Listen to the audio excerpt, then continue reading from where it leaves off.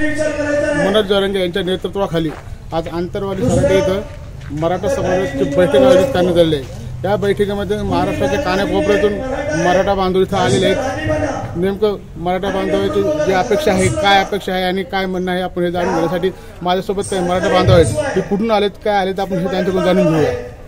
Sir, मला सांगा, तुम्ही कुठून आले? आम्ही पुण्याहून आलेलो आहे।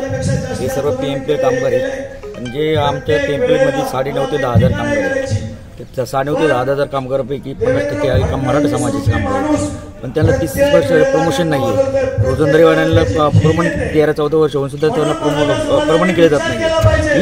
ही दुःखाची बाब आहे की इतर समाजाला लवकर परमनंट केलं जातं, प्रमोशन दिलं जातं, मराठा समाजाला का टाळलं जातं। हे कुठेतरी दादांच्या माध्यमातून 100% सक्सेस होण्याच्या माध्यमात होणार असं वाटायला लागलेले। त्यामुळे दादांना आमचा संपूर्ण PMPL कामगार वतीने पाठिंबा दिलेला आहे। तुम्ही कुठून आले? पुणे आळंदी या ठिकाणून आलेलो। काय म्हणणं आजच्या बैठकी संदर्भात काय म्हणणं? माझी ह्यांची जी मागणी आहे तीच माझी मागणी। माझे चुलते आज 34 वर्ष झाले PMPL मध्ये काम करतात। त्यांना आज प्रमोशन आहे आणि त्यांच्यानंतर जी लोक लागलेली 2-2 वर्षामध्ये आरक्षणामुळे ती परमनंट होऊन त्यांचं प्रमोशन चेकर, स्टार्टर, ATI असे पदावर गेलेले आहेत। आणि माझे चुलते आज 35 वर्ष सर्व्हिस करत असताना सुद्धा ते कंडक्टरचंच काम करतात। त्यामुळं कुठंतरी एक मनोज जरांगे पाटील यांच्या माध्यमातून एक आशा निर्माण झालेली आहे की आम्हाला सुद्धा आरक्षण भेटेल, म्हणून आम्ही त्यांना पाठिंबा देण्यासाठी आलेलो आहे। मनोज जरांगे पाटलांनी जो विडा उचललेला आहे मराठा बांधवांना जो आरक्षण पाहिजे त्यासाठी त्यांनी जो विडा उचललेला आहे तो पाहता सोपा नाही। अडचणी आहेत, काही अनेक समस्या आहेत, परंतु मराठा बांधवांचा विश्वास त्यांच्यावरती ठेवलेला आहे।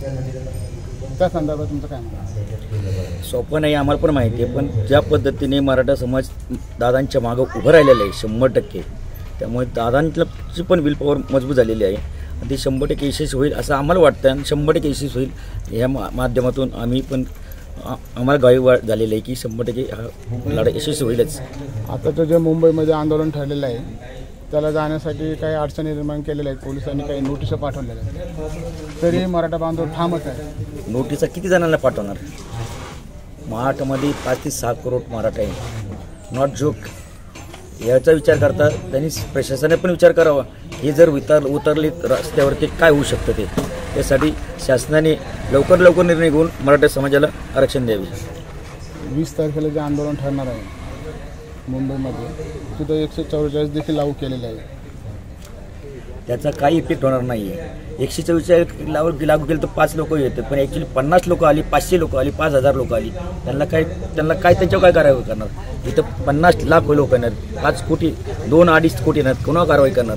हे शासनाला आत्तापासूनच सुचलं पाहिजे की हे जर उतरलं तर काय होऊ शकतं ते।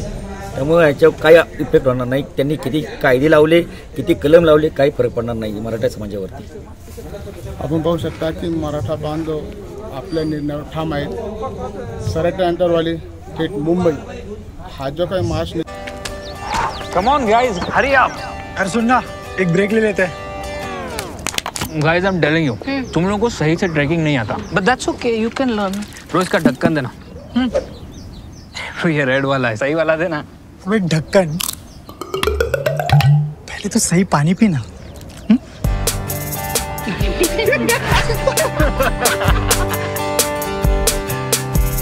Manikchand Oxyrich, proudly Indian.